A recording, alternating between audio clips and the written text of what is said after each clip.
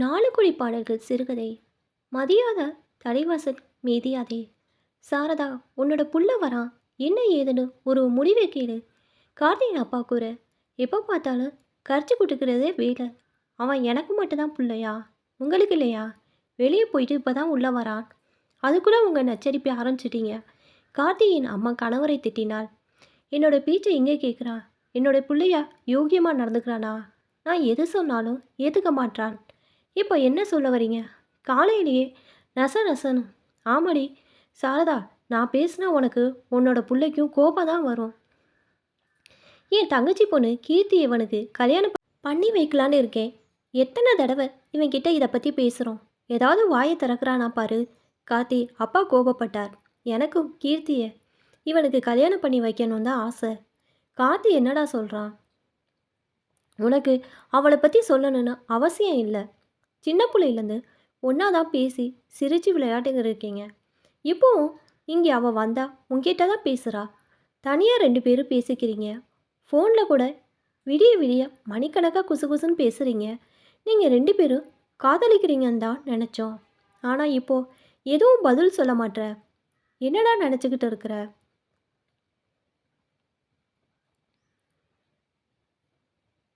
நல்லா கலையா அழகாக இருக்கா. உனக்கு ஜோடி பொருத்தம் நல்லா இருக்குடா. கீர்த்திக்கு கட்டிக்கோ தம்பி, அம்மா கூறினாள். சாரதா, என்னடி நீ சொல்கிற? கீர்த்தி நடிகை கணக்கா அவ்வளோ அழகாக இருக்கிறா. வேறு எங்கே தேடி போனாலும் அவ்வளோ அழகான பொண்ணு இவனுக்கு பார்க்க முடியாது. அழகு ரதியாட்டம் இருக்கிறா. நல்ல அழகு, நிறைய படிப்பு, எக்கச்சக்கமான சொத்துக்கு சொந்தக்காரி. இந்த மாதிரி பொண்ணு கிடைக்குமா? ஏங்க, நீங்கள் சொல்கிறது உண்மைதான். எனக்கு கீர்த்தி பற்றி தெரியாதா? அவள் நான் தூக்கி வளர்த்த பொண்ணு. அவளை வேறு வீட்டுக்கு அனுப்ப எப்படி எனக்கு மனசு வரும்? தம்பி, உனக்கு கீர்த்தியை கட்டிக்கிறதுல உனக்கு என்ன பிரச்சனை? அம்மா கேட்டாள்.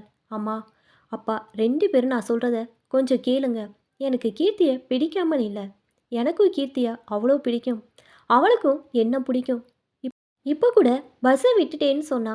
கல்லூரிலேருந்து வீட்டுக்கு கொண்டு போய் விட்டுட்டு தான் வரேன். ஆனால் 2 பேரும் காதலிக்கலாம் இல்லை.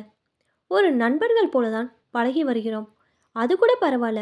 அவளை கல்யாணம் செய்து கொள்வேன். எனக்கு மாமா நடத்தும் டாஸ்மாக் பார் தொழில் பிடிக்கவில்லை. மாமா, அத்தை, கீர்த்தி எல்லோரும் நம் மீது மிகவும் பாசம் வைத்திருக்கிறார்கள். அதில் எந்த குறையும் இல்லை. அவர்கள் செய்யும் தொழில்தான் பிடிக்கவில்லை. அந்த சாராயத்தால் எத்தனை பேர் வாழ்க்கை சீரழிது. அதான் அந்த வீட்டில் பொண்ணு கட்ட வேணான்னு நினைக்கின்றேன் என்றான் கார்த்தி. சாரதா, கார்த்தி சொல்கிறதும் சரியாக தான் படுது. வேறு ஏதாவது பொண்ணு பார்ப்போம். தங்கச்சி பொண்ணை கட்டினா நல்லா இருக்குன்னு நினச்சேன். அதுக்கு கொடுப்பனும் இல்லை. அவன் விருப்பப்படியே பார்ப்போம். வாழ போகிறது அவன் தானே. எதுக்கு வேறு பொண்ணு பார்க்கணும்? என்னோட அண்ணன் பொண்ணு ஆர்த்தி இல்லையா? மூக்கு மூலியமா லட்சணமாக இருக்கா. கீர்த்தியை விட ஆர்த்தி படிப்பிலும் அழகிலும் வசதி எதுலேயும் குறைஞ்சதில்லை. சொந்த மருத்துவமனை மருத்துவராக இருக்கிறா. வேறு என்ன தகுதி வேணும் என்னோட அண்ணன் பொண்ணுக்கு? ஆர்த்தியை கார்த்திக்கு கட்டி வைக்கலாம். அவளும் இவனை தான் சுற்றி சுற்றி வரா. வேற பொண்ணு பார்க்குறீங்களா? வேற ஒருத்தி எனக்கு மருமகளாக வந்துடுவாளா?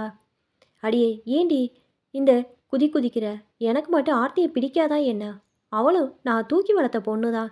கீர்த்தியை விட ஒரு மடங்கு ஆர்த்தி மேலே எனக்கு பாசம் அதிகண்டி. நான் என்ன எதிர்ப்பு சொல்ல போகிறேன்னு கார்த்தி அப்பா கூறினார். கார்த்தி, என்னடா சொல்கிற? ஆர்த்தியை பேசி முடிச்சிடலாமா? அம்மா கேட்க. அம்மா, மாமா வீட்டில் மாமா தான் மோசமான தொழில் செய்கிறார். இங்கே ஆர்த்தி மருத்துவர் என்ற பேரில் காசு பணத்தை கொள்ளடிக்கிறாள்.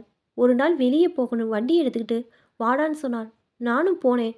ஒரு 7 பிரசவத்துக்கு மருத்துவமனையில் சேர்த்துருந்தாங்க. சுகப்பச ஆகிறத அறுவை சிகிச்சை செய்யணும்னு 80,000 கேட்குறா. அதுக்கு பிறகு அவங்க பக்கத்தில் உள்ள ஒரு அரசு மருத்துவமனைக்கு போயிட்டாங்க. ஆட்டோ கூட அவங்க கிட்ட காசு இல்லை. நான் தான் கொடுத்தேன். பாவமாக இருந்துச்சு. மறுநாள் அரசு மருத்துவமனை அந்த அம்மாவை போய் பார்க்கிறேன். 1 ரூபாய் செலவு இல்லாமல் சுகப்பிரசவம் ஆயிருக்கு. இது நல்ல பழக்கமா? நல்ல பழக்க வழக்கம் இல்லாத வீட்டில் நான் எப்படி மருமகனாக போக முடியும்? எப்படியும் ஒரு நாள் கீர்த்தியோட அப்பாவும் ஆர்த்தியும் கையும் காலுமா அரசாங்கத்துக்கிட்ட மாட்ட போகிறாங்க. அப்போ எனக்கு அசிங்கம் தானமா? அப்பா, நீங்களே கொஞ்சம் யோசிச்சு பாருங்க. மதியாரம் முற்றம் மதியொரு கால் சென்று மிதியாமை கூடி பெறும் ஔவையார். நல்ல பண்புகளை மதித்து நடக்காதவரின் வீட்டில் முன் பகுதியை கூட மிதிக்காமல் இருப்பது செல்லாமல் இருப்பது கோடி பொண்ணுக்கு இணையானதாகும் என்று 4 கோடி பாடலில் ஔவையாரே சொல்லியிருக்கிறாங்க. மூத்தோர்கள் எதுவும் காரணமில்லாமல் சொல்ல மாட்டார்கள். எப்படிம்மா இந்த 2 பேரையும் கல்யாணம் செய்து கொள்ள முடியும்? ஒரு நல்ல வீட்டில் பொண்ணு பாருங்க, கண்டிப்பாக நான் கல்யாணம் செய்து கொள்வேன் என்றான் கார்த்தி. சாரதா, கார்த்தி சொல்கிறது சரிதான். நாம் எதை எதையோ யோசித்தோம். கார்த்தி ஒரு விதமாக யோசிக்கிறான். நானும் 4 இடத்துல பொண்ணு விசாரிக்கிறேன் என்றார் கார்த்தி அப்பா. புதுசாக பொண்ணு இவனுக்கு பிறக்கவா போகுது? எங்கேயாச்சும் பிறந்திருப்பா.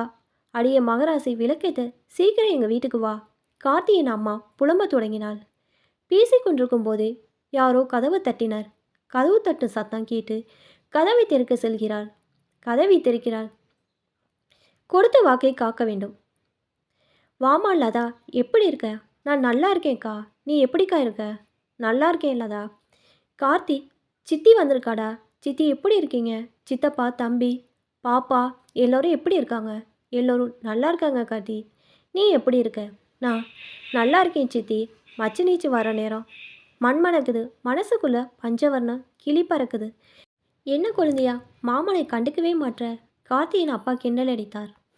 மாமா, உனக்கு இன்னும் கொழுப்பு குறையலை. ஆமாம், நீயும் உன் அக்காவும் சமைச்சு போகிறதுல கொழுப்பு ஏறிட்டு. அதற்குள் கார்த்தியின் அம்மா சூடா டீ வந்து கொடுத்தார். நால்வரும் டீ குடித்து கொண்டே பேச தொடங்கினார். என்னக்கா எல்லாரும் காலையில் ஏதோ முக்கியமான விஷயம் பேசுகிற மாதிரி தெரியுது. ஆமாம் லதா, கல்யாண பேச்சு தான். என்னக்கா கல்யாணத்தை பற்றி பேசுறதுக்கு? எல்லாம் பேசி முடித்தது தானே. கீர்த்தி ஆர்த்தி 2ல் ஒரு பொண்ணு தானே. கீர்த்தி வேற ஏதோ ஒரு பையனை காதலிக்கிறா கேள்விப்பட்டேன். ஆர்த்தியை பேசி முடிச்சு கல்யாணம் செய்யணும். இதில் என்ன ஒன்று கூடி பேசுறதுக்கு? குழந்தையாரே, உன் புள்ள அந்த 2 பொண்ணுங்களும் வேண்டான்னு சொல்லிட்டான். அப்புறம் வேற எந்த பொண்ணை பார்க்கணும்? 2 பொண்ணும் பிறக்கும் போதே கார்த்திகை பேசி முடித்த பொண்ணுங்க தானே. இதில் என்ன இப்போ புதுசாக பொண்ணெல்லாம் மாற்றுறீங்க? நாங்கள் மாற்றலை. கார்த்தி தான் இப்போ மாற்றி மாற்றி பேசிக்கிட்டு இருக்கான். வேறு ஒருத்தி இந்த வீட்டுக்கு வந்தால் நாங்கள் உரிமையாக இங்கே வந்து போக முடியுமா? சொந்தம் விட்டு போயிடக்கூடாதுன்னு தான் இப்படி ஒரு முடிவு செய்தோம். இப்போ புதுசாக குண்டை தூக்கி போடுறீங்க. என்னக்கா இதெல்லாம்? நான் என்ன இல்லாதான் செய்கிறது? அவன் கேட்டால் தானே. கார்த்தி அம்மா கூறினாள். மாமா, அவன் தான் சின்ன பையன், புரியாமல் பேசுகிறான். நீங்களும் அப்படியே ஆமாசாமி போட்டால் என்ன செய்கிறது? இந்த வீட்டுக்கு நம்ம வீட்டு பொண்ணு தான் வரணும். வேறு பொண்ணு வந்தால் சரி வராது. சித்தி இல்லாதா கோவப்பட்டாள். கார்த்தி, நான் உன்கிட்ட எவ்வளோ படித்து சொன்னேன், கேட்டியா? இப்போ உன் சித்திக்கு பதில் சொல்லு. சித்தி, ஆர்த்தி அவங்க மருத்துவமனையில் வைத்தியம் பார்க்க வரவங்க கிட்ட அதிகமாக கொள்ளடிக்கிறா. அதான் வேணான்னு சொல்லிட்டேன். கார்த்தி, உன் முடிவுக்கு இதுதான் பிரச்சனையா? இல்லை உன்னை விட அவள் அதிகமாக படித்திருக்கிறாள், வேலைக்கு போகிறா, ஏதாவது அந்த மாதிரி நீ யோசிக்கிறியா? எதுவாக இருந்தாலும் இப்போவே சொல்லிவிடு. சித்தி, அதெல்லாம் இல்லை. அவள் வேலைக்கு போகிறதெல்லாம் பிரச்சனை இல்லை. பெண்கள் நிறையா படிக்கணும், வேலைக்கு போகணும், சொந்த காலையில் நிற்கணும் நினைக்கிற ஆள்னா மேற்கொண்டு படிக்கிறேன்னு சொன்னால் கூட நான் படிக்க வைப்பேன். உனக்கு அவள் மக்களை ஏமாற்றி பிழைக்கக்கூடாது, அவ்வளோதானே. நானே அவகிட்ட பேசுகிறேன், மாமா கிட்டேயும் பேசுகிறேன். உன் பிரச்சனையை சொன்னாதானே ஒரு முடிக்கு வர முடியும். சித்தி கூறினாள். குழந்தையாரே, அவன் ஏதோ 4 கோடி பாடல்கள் படித்தானாம். அந்த பாடல் படியே வாழணும்னு நினைக்கிறான். அதெல்லாம் சரிதான். அதே 4 கோடி பாடலில் இன்னொரு பாடலில் என்ன சொல்லப்பட்டு இருக்கிறது? அதை படித்தானா? இப்போ அந்த பாட்டை சொல்கிறேன், நல்லா கேட்டுக்கொள்ளுங்கள். கோடான கோடி கொடுப்பினும் தன்னுடைய கோடாமை கோடி பெறும். பல கோடி பொன் கிடைப்பதாக இருந்தாலும் சொன்ன சொல்லிலிருந்து தவறாமல் வாழ்வது கோடி பொண்ணுக்கு இணையானதாகும். ஔவையாரே சொல்லியிருக்கிறாங்க. கொடுத்த வாக்கை காப்பாற்ற முடியலைன்னா அது நம்ம குடும்பத்துக்கே அசிங்கம். லதா, கோவப்படாதே. நீ நம்ம அண்ணன்கிட்ட பேசு, ஆர்த்திக்கிட்டையும் பேசு. அவங்க என்ன சொல்கிறாங்கன்னு பார்ப்போம். அதெல்லாம் இருக்கட்டும் குழந்தையாரே. 4 கோடி பாடல்களையும் ஔவையார் ஒருவரே எழுதினாரா? 4 கோடி பாடல்கள் எழுத எப்படி அவருக்கு நேரம் இருந்திருக்கும்? மாமா, 4 கோடி பாடல் எழுதவில்லை, 4 பாடல்தான் எழுதியிருக்கிறார். எல்லா பாடலிலும் கோடி என்ற சொல் வரும். அதனால் 4 கோடி பாடல்கள் என்று அழைக்கப்படுகிறது. இந்த பாடல் ஏன் எழுதப்பட்டதுன்னு பல்வேறு விதமான கதைகள் சொல்கிறாங்க. ஏதாவது ஒரு கதையை சொல்லு குழந்தையாரே. ஒரு ஊரில் ஒரு போலி வள்ளல் வாழ்ந்து வந்தான். அவனுக்கு தமிழ் புலமில் அறகுறைதான். அவன் பலருக்கு பொன்னும் பொருளும் அள்ளை தருவதாக பொய் கூறி வந்தான். யாருக்கும் ஒரு பொற்காசு கூட கொடுக்க மாட்டானாம். அப்படியே யாராவது பாடல் இயற்றினால் குறை கூறி அனுப்பிவிடுவான். அந்த போலி வள்ளல் தன்னை வள்ளலாக காட்டிக்கொள்ள 4 கோடி பாடல்கள் இயற்றினால் பொன்னும் பொருளும் பரிசாக வழங்குவதாகவும் அறிவித்தானாம். குழந்தையாரே, 4 கோடி பாடல்கள் எப்படி பாட முடியும்? அதுக்குள்ள 1000 முடிந்து போய்விடுமே. அதான் கதையை சொல்லிட்டு இருக்கேன். குறுக்க பேசாத மாமா. சரி சரி, கோபப்படாமல் கதையை சொல்லு. பொன்னும் பொருளும் பரிசாக வழங்குவதாகவும் அறிவித்து விட்டான். ஊரில் உள்ள புலவர்கள் எல்லாம் எப்படி 4 கோடி பாடல்கள் பாட முடியும் என்று யோசிக்கும்போது ஔவையார் போலி வள்ளலிடம் சென்று, நான் 4 கோடி பாடல்கள் பாடுகிறேன் என்றாராம். போலி வள்ளலோ எப்படி பாட முடியும், எத்தனை வருடம் ஆகும் என்று மனதுக்குள் சிரித்து கொண்டு பாடுங்கள் என்று ஒத்துக்கொண்டார். பல புலவர்கள் கூடினார். அந்த அவையில் ஔவையார் கோடி என்ற சொல் வருவது போல 4 பாடல்கள் பாடினார். போலி வள்ளல் இது 4 கோடி பாடல்கள் இல்லை என்று கூற, கூடியிருந்த புலவர்கள் இது 4 கோடி பாடல்கள் தான் என்று வாதிட வேறு வழியில்லாமல் ஔவைக்கு பரிசு கொடுத்து அனுப்பிவிட்டாராம். அன்று முதல் யாரையும் சூழ்ச்சியால் ஏமாற்றான் என்ற எண்ணம் போலி வள்ளலிடமிருந்து போனது. குழந்தையாரே, அருமை அருமை. மாமா கதை கேட்டது போதும். நான் இப்போ நேராக அண்ணன் வீட்டுக்கு தான் போகிறேன். அண்ணன் எதுவும் சொல்ல மாட்டார். அவர் என்னத்தை மாற்றி பேச போகிறாரு. நான் ஆர்த்திக்கிட்டையும் ஒரு வார்த்தை பேசிட்டு ஒரு முடிவு எடுப்போம். கார்த்தியின் சித்தி இல்லாதா ஆர்த்தியை பார்க்க புறப்பட்டாள். நல்ல குடும்பத்தோடு சேர்ந்து வாழ்தல் நலம். லதா தன் அண்ணன் வீட்டுக்கு செல்லாமல் நேரடியாக அண்ணனின் மருத்துவமனைக்கு சென்றாள். கண்டிப்பாக இந்த நேரத்தில் ஆர்த்தி மருத்துவமனையில் தான் இருப்பாள். அவளை நேரில் சந்தித்து பேசிவிடலாம் என்று முடிவெடுத்தாள். அவள் நினைத்தது போலவே ஆர்த்தி மருத்துவமனையில் இருந்தாள். லதா சென்ற நேரம் சற்று கூட்டம் கூடுதலாக இருந்தது. லதா நேராக ஆர்த்தியை பார்த்து உள்ளே செல்லலாம், இருந்தாலும் தொந்தரவு செய்ய வேண்டாமே என்று வெளியே நாற்காலியில் அமர்ந்தாள். கண்ணாடியின் வழியாக லதா ஆர்த்தியை பார்த்து கொண்டே இருந்தாள். மருத்துவர் என்ற அடையாளத்துக்கு வெள்ளை கோட், கழுத்தில் ஸ்டெதஸ்கோப் மாட்டிக்கொண்டு அவ்வப்போது முகத்தில் விழும் முடியை ஒரு கையால் ஒதுக்கிவிட்டு கொண்டு இருக்கும் அழகை லதா ரசித்து கொண்டே இருந்தாள். இவள் பெண்ணா, இல்லை அழகி தேவதையா? இவள் பிறந்தாளா, இல்லை வானத்தின் நிலவு பெண்ணாக மாறிவிட்டதா? இவள் சிலையா, இல்லை சிற்பமா? ஓவியமாய் கொள்ளை அழகாக அன்னை பொண்ணு ஆர்த்தி இருக்கிறாள். இவளை வேணா என்று சொல்கிறானே, இவளை விட அழகான பொண்ணா வேற பார்க்க முடியுமா? எப்படியாவது கார்த்தி மனசை மாற்றிவிடும் என்று மனசுக்குள் நினைத்து கொண்டே அமர்ந்திருந்தாள். எதர்ச்சியாக திரும்பி ஆர்த்தி லதாவை பார்த்து விட்டாள். உடனே வெளியில் வந்து, அத்தை வாங்க, ஏன் அங்கேயே உட்காந்துருக்கீங்க? கையை பிடித்து உள்ளே அழைத்து சென்றாள் ஆர்த்தி. உன்னை பார்த்து பேசிட்டு போகலான்னு வந்தேன். சொல்லுங்க அத்தை, என்ன விஷயம் பேசணும்? அதற்குள் இருவருக்கும் டீ வந்தது. அத்தை டீயை குடிங்க, டீ குடித்து கொண்டே பேசுவோம். ஆர்த்தி, நீ அப்படி இல்லைன்னா கீர்த்தி 2 பேரில் ஒருவர் கார்த்திகை என்று பேசி வைத்திருந்தோம். கீர்த்தி யாரோ ஒரு பையனை காதலிக்கிறாள். ஆமாம் அத்தை, கீர்த்தி அவ கூட கல்லூரி படிக்கிற பையனை காதலிக்கிறாள். அப்படி என்ற கார்த்திக்கும் உனக்கும் தான் திருமணம். இந்த வார்த்தையை கேட்டதும் ஆர்த்தி வெக்கத்தில் தலை குனிந்தாள். காலால் தரையில் கோலம் போட்டாள். இப்போ கார்த்தி உன்னை திருமணம் செய்து கொள்ள விருப்பம் இல்லை, வேற பொண்ணு பாருங்க என்றாள். எங்களுக்கு வேற பின் மருமகளாக வருவது பிடிக்கவில்லை. ரோஜா மலரை போல் மலர்ந்திருந்த ஆர்த்தி முகம் வாடியது, கண் கலங்கியது. அத்தை, நீங்கள் சொல்வது உண்மையா? நான் கார்த்தி மீது உயிரை வைத்திருக்கிறேன். அது அவனுக்கும் தெரியும். நாங்கள் இருவரும் ஒருவருக்கொருவரை காதல் சொல்லிக்கொள்ளவில்லை என்றாலும் நான் அவனை காதலிக்கிறேன் என்பது அவனுக்கு தெரியும். அத்தை, திடீர்னு அவனுக்கு என்னை ஏன் பிடிக்கவில்லை? நேற்று இரவு வரை இருவரும் நல்லா தான் சிரித்து பேசி கொண்டிருந்தோம். இப்போ இப்படி சொல்கிறான். ஆர்த்தி, நீ அதிகமாக நோயாளியிடம் பணம் வாங்குகிறாய். சுகப்பிரசவத்துக்கு கூட அறுவை சிகிச்சை செய்து அதிகமாக பணம் சம்பாதிக்கிறாய். இந்த தீய பண்பு பிடிக்கவில்லை. அவையின் 4 கோடி பாடலில் சொல்லப்பட்டது போல் அறநெறிகளுடன் வாழணும்னு ஆசைப்படுகிறான். அத்தை, கோடி ரூபாய் முதலீடு செஞ்சு மருத்துவமனை கட்டியிருக்கிறோம். லட்சக்கணக்கில் செலவு செய்து படித்திருக்கிறேன். அதுக்காக அப்படி இப்படி செய்து சம்பாதிக்கிறோம்.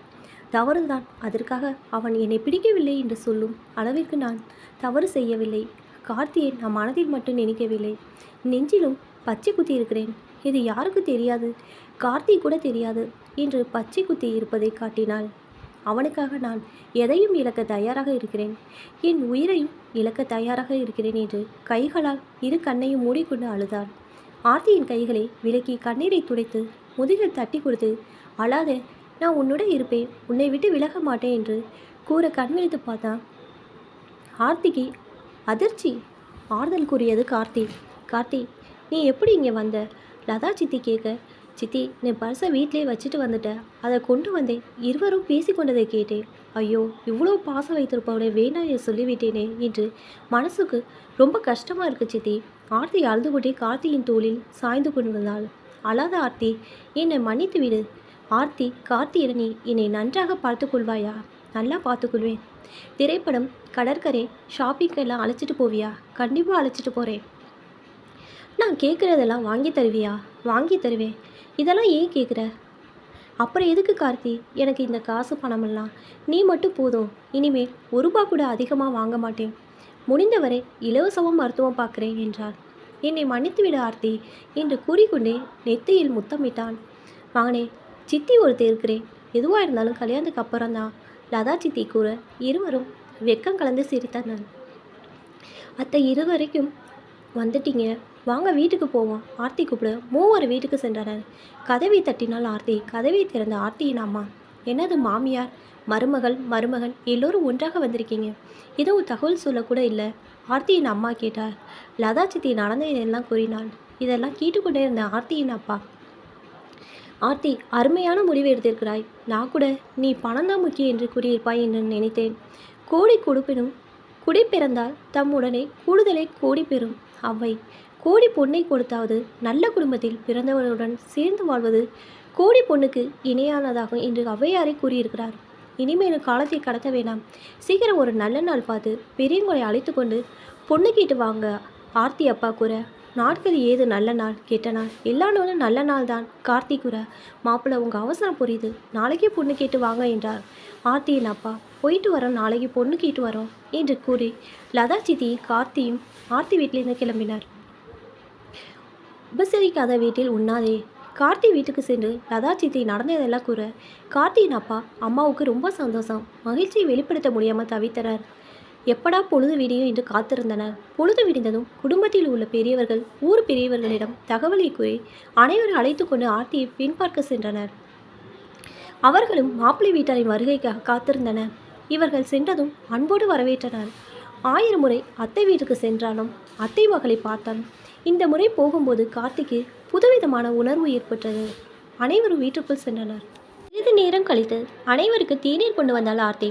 வெக்கத்தில் குனிந்த தலை நிமிராமல் மெல்லிய புன்னகையோடு வந்தாள். ஒரு கேள்வி கேட்டால் 1000 பதில் கூறும் வாயாடி ஆர்த்தி.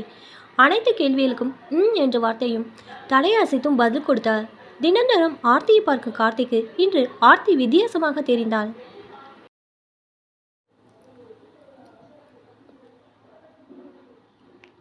ஆர்த்தி இந்த அழகை இவ்வளோ நாள் எங்கே மறைத்து வைத்திருந்தாள்? இல்லை, இன்றுதான் இந்த அழகை ரசிக்கிறேனா?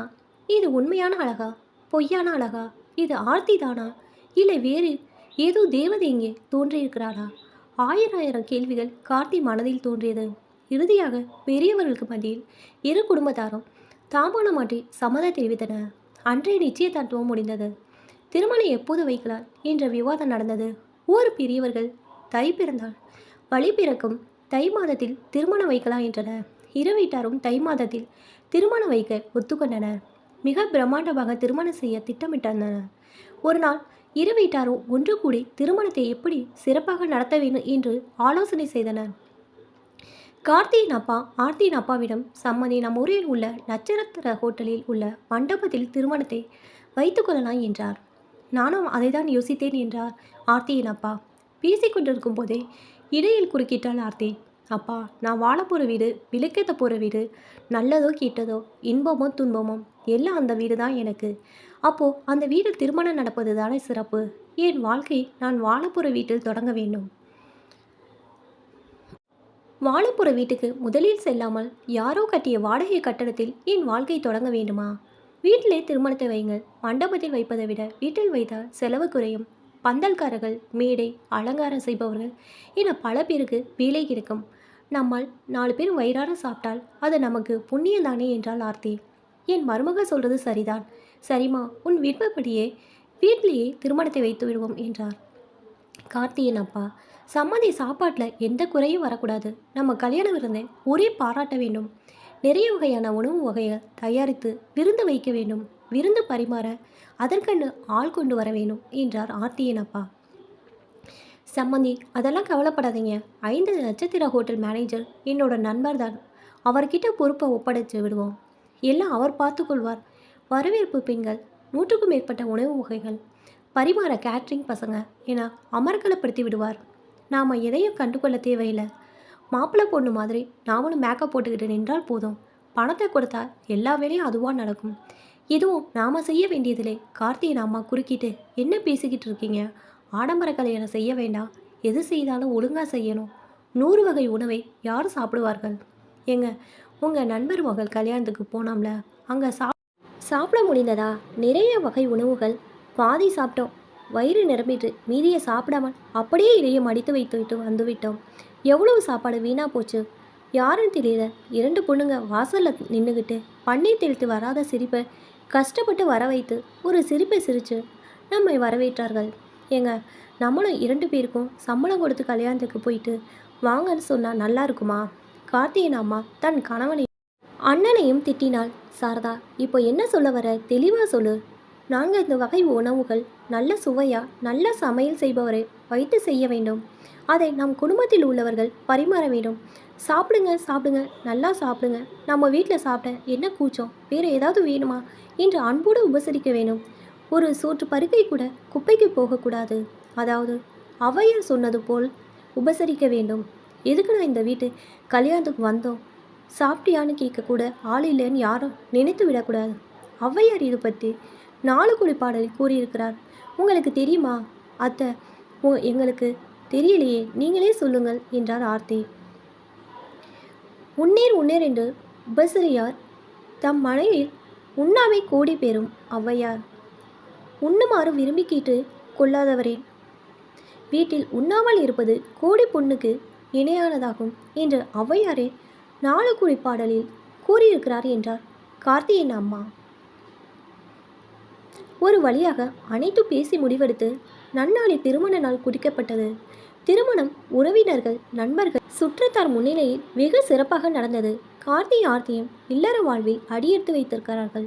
இல்லறம் நல்லறமாக அமைய கார்த்தி ஆர்த்தி தம்பதி வாழ்த்துவோம். தமிழ் புல் வாழ வாழ்த்துங்கள். இப்போ தான் என்னோட சேனல் ஃபஸ்ட் டைம் பார்க்குறீங்கன்னா சப்ஸ்கிரைப் பண்ணிக்கோங்க. பக்கத்தில் இருக்க பெல் ஐக்கனை ப்ரெஸ் பண்ணிக்கோங்க. அப்போ தான் நான் ஒவ்வொரு தடவை வீடியோ போடும்போது உங்களுக்கு நோட்டிஃபிகேஷன் வரும். தேங்க்ஸ் ஃபார் வாட்சிங்.